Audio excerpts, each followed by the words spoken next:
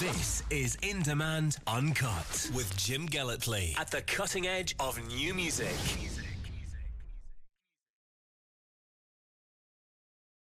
It's In Demand Uncut and brilliant to say hello to Colin Macintyre. Hello. Hello, Jim. Brilliant to say hello back to you. Hello. I wrote a date on my hand, and that date was February the 2nd, 2001.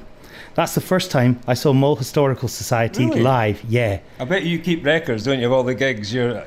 Oh, I wish.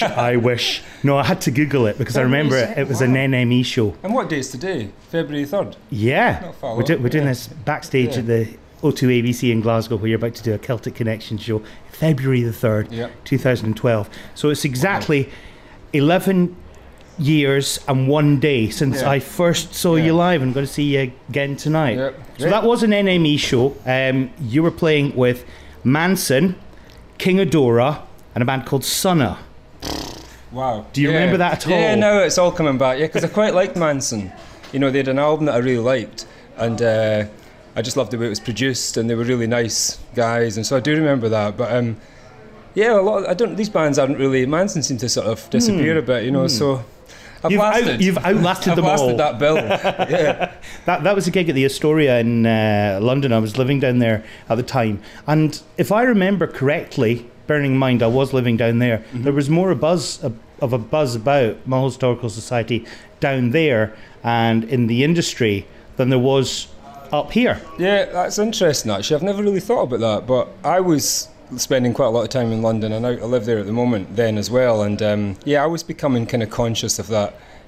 I suppose there was a buzz in Tobermory and London, you know, we just had to join the stuff in between really, you know, but yeah, I suppose there was. It felt like I just remember driving in a transit van through Edinburgh one time with my friend who worked for one of the big hotels, and I was just going through to help him, just keep him company for the day, and I got a phone call from somebody who had heard Barcode Bypass, my first sort of demo, and he ended up managing me, and he said, you know, I'm going to start a buzz about this, and I just thought, oh, here's another phone, you know, who knows.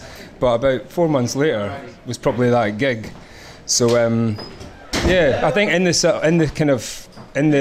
scene, it kind of basically, sorry, we've got some noise going on here, but we can still talk, can we?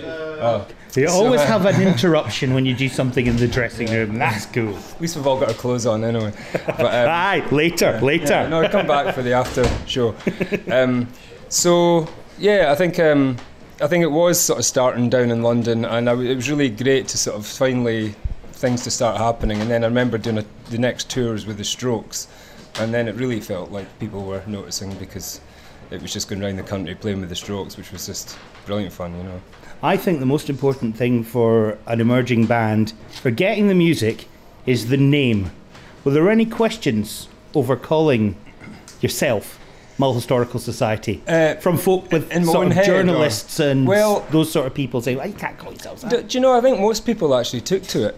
You know, I think I remember standing at the top of Byers Road maybe about 11 years and maybe 53 days ago, and deciding that's what I was going to call myself, because the demos had been sent out under my own name, and then I wrote the song Mull Historical Society, and it seemed to fit to me. I liked the idea of this kind of thing, alter ego I could hide behind, and then I think it actually stood out a little bit thinking about it now. It gave it a kind of geography to what I was doing. I remember one of my family members sort of came up with the Maltesers, so I think I picked the better of the two options. I shouldn't even put that out there. Really bad. I shouldn't even put that out there.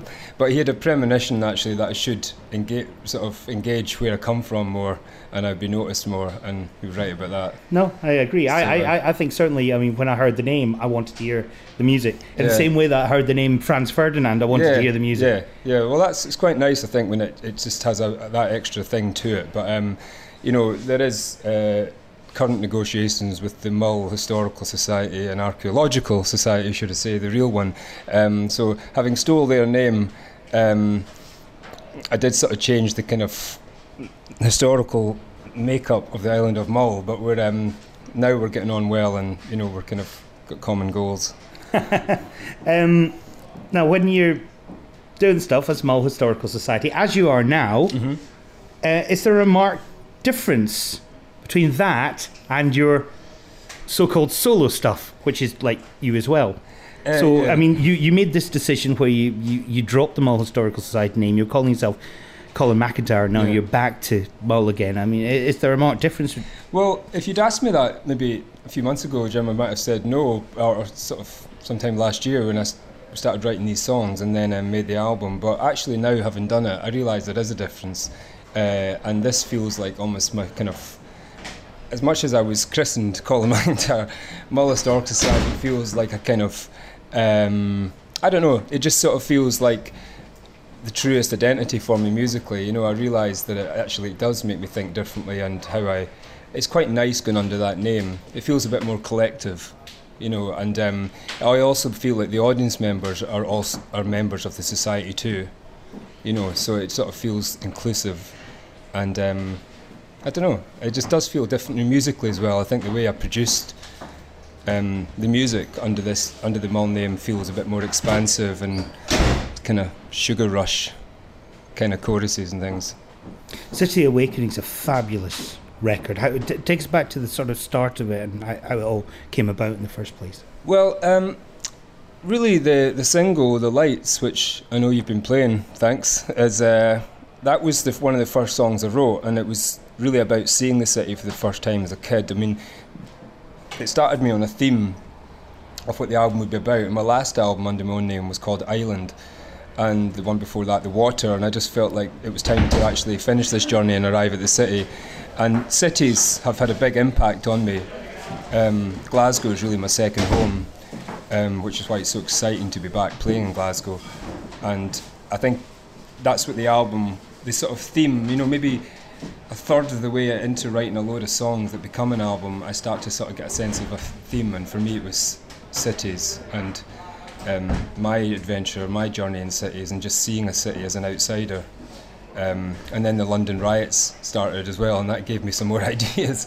The last song on the album is called Thames Link, which had a little bit about that in it, but mainly it was about, if you'll know London if you've lived there, but the kind of Thames Link, King's Cross areas where a lot of the Scots arrive in London. It's quite evocative off the train, you know, and stepping foot in the middle of London. And some Thames Link was where I came back. I remember the only time I've ever been there, that was where I was coming back to Scotland. Yeah, I know. Well, it's nice to come back as well, and it's like some stay, some get lost, some go back. And the only lyric in the song is "Move ahead, boy," and it was just this thought of, well, either take the city or don't. So I suppose that's what City Awakenings is about, and it just felt good having this gathering of songs. They all seemed to fit. Colin, thank you very much. I know you've got a gig to go and play. Yeah, well, thanks, Jim. You're on stage pretty soon if you stay here. Oh, heck. In Demand. Uncut.